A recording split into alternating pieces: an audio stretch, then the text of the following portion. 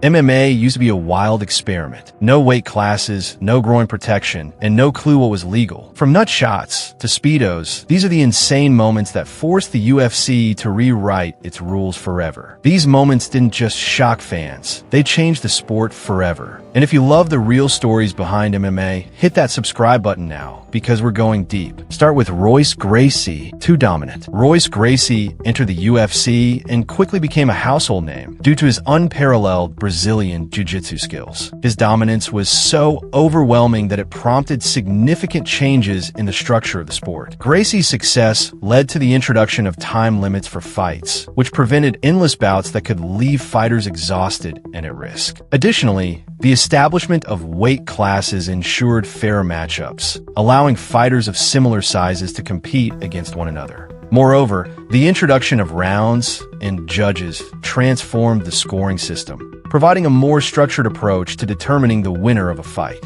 As many have said, Royce didn't break the rules. He exposed the lack of them. His impact forced the UFC to adapt to a new reality where fighters needed to be more well-rounded, leading to a more competitive and exciting sport. Next up, groin shot crackdown. Back in the no-holds-barred era, groin shots were totally legal. You could openly sock or kick someone's family jewels, and the ref would just let it ride. And of course, someone eventually did it. Enter UFC 4, 1994. Keith Hackney versus Joe's son, who, by the way, would later be convicted of some truly horrible crimes. But in the octagon, that's not what he's remembered for. During their fight, Joe's son had Hackney in a headlock from the bottom. Hackney, looking around like, is this really legal, just starts hammering him in the nuts over and over. 15 shots. No exageración. Joe's son eventually tapped out from a testicular beatdown. And that wasn't even the worst one. Fast forward to IVC 1, 1997. The International Vale Tudo Championship in Brazil, where Gary Goodridge took things to the next level. His opponent, Pedro Octavio, ended up underneath him, and Goodridge dug his toes into the guy's trunks, using them for grip, like rock climbing, but disgusting. Then he grabbed a literal handful of his opponent's junk to control the position. The ref didn't stop it. The crowd didn't even flinch. And yes, Goodridge won the fight. So between UFC and IVC, fighters were treating groins like legal targets. And unsurprisingly, it got banned. The UFC officially outlawed groin strikes in 1997, just months after IVC changed their rules. Digging into your opponent's trunks became a punishable offense. Which again, why was that ever allowed? Now, every fighter wears a protective cup, and refs always say, protect yourself at all times. In this context, that's just good advice. The point is, if your game plan used to involve nut shots, those days are over. And next, 12 to 6 elbows, MMA's most pointless rule. This one's easily the most controversial rule in all of MMA. And it all started because a 6 feet 10 inches giant smashed a smaller dude with elbows from the top rope.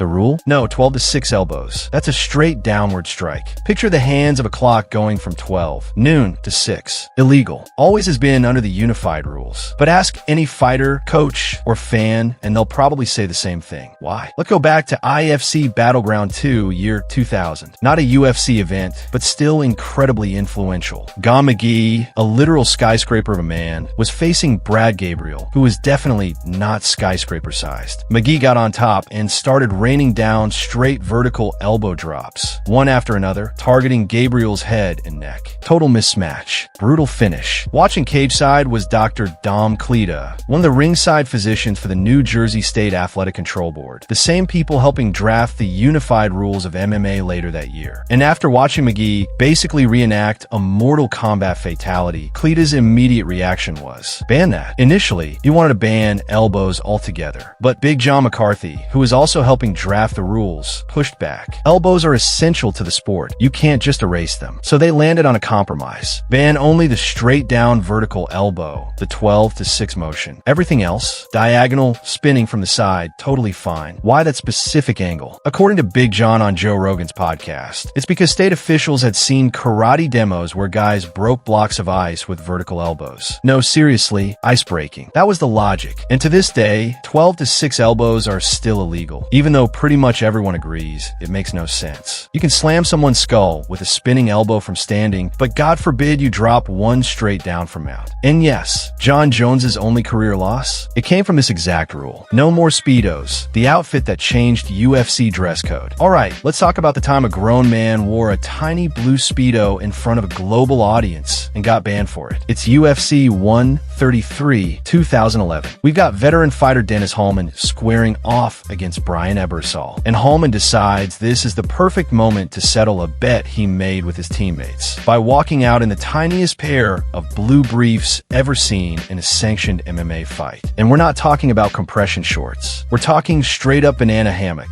somewhere between a swimsuit and a cry for help. The fight starts, and Ebersol is clearly distracted. Hallman's junk is everywhere. There's a full-blown wardrobe crisis happening in the octagon. Commentators are cracking jokes. The crowd is laughing, and Dana White is furious. He reportedly said it was, quote, disgusting, and that no one would ever fight in the UFC again looking like that. To make things worse, Hallman loses the fight by TKO. And while Dana claimed his release wasn't related to the outfit, let's just say fighters usually don't get cut after one loss if they're veterans with name value. From that day forward, the UFC updated its dress code. Fighters were banned from wearing Speedo-style trunks or anything that might accidentally flash the audience. Fight kits became more standardized, first through sponsors, and later through the Reebok and Venom deals. And now, if you type Dennis Hallman into Google, the top auto suggestions are still Speedo and shorts. So yeah, the legend lives on, just not in the cage. Next up, Keith Hackney walked into the octagon at UFC 3 as a middleweight fighter, standing across from Emmanuel Yarbrough, a super heavyweight sumo wrestler towering at over 600 pounds. It was the type of matchup that defined the chaos of early MMA. No weight classes, bare-knuckle strikes, and rules that encourage creativity, sometimes at the cost of sportsmanship. What followed would become one of the most controversial moments in UFC history, one that prompted the organization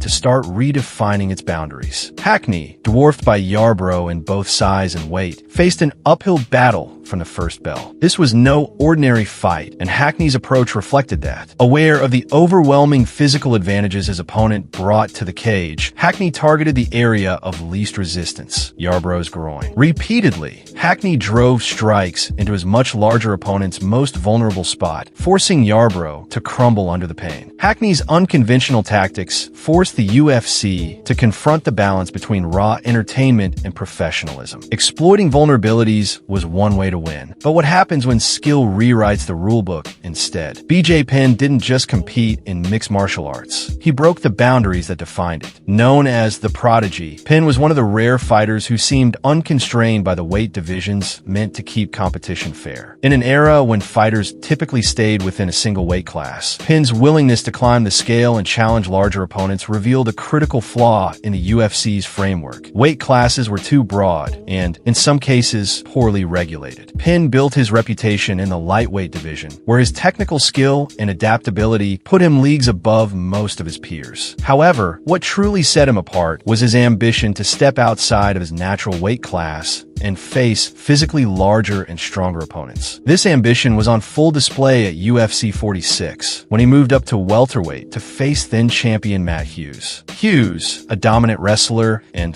the defending title holder, was expected to overpower Penn with his size and strength advantage. Instead, it was Penn who dominated the fight, submitting Hughes in the first round with a rear naked choke. The victory not only secured Penn's status as one of the most versatile fighters of his era, but also forced the UFC to reckon with how it structured its divisions. Penn's dominance forced fairness into the equation. But when it came to cage tactics, another fighter challenged an altogether different kind of rule. Tank Abbott, throwing fighters out. Back in the Wild West days of the UFC, Tank Abbott was known for being an absolute savage. At UFC 11, he fought Cal Worsham, and things got out of control real fast. Tank dropped Worsham with some heavy punches, and then, in true Tank fashion, he just lost it. He straight up tried to throw Worsham out of the octagon. He picked him up and flung him toward the fence like he was tossing out the trash. And here's the craziest part. He almost flew completely out. His body was halfway over the top, and the only thing that stopped him was the cage padding he managed to grab onto. At the time, the UFC didn't have specific rules about that kind of stuff, because no one thought a fighter would literally try to eject someone mid-fight. But after that, the UFC added clear rules banning the act of throwing or pushing fighters out of the cage. It was dangerous, obviously, and it was a bad look for the sport. Tank Abbott already had a reputation for being unpredictable and violent. But this incident pushed the UFC to tighten things up. No more WWE-style body launches. These aren't just weird moments. They shaped the UFC into what it is today. So if you love the raw, untold side of MMA, hit subscribe and join the fight for the full story.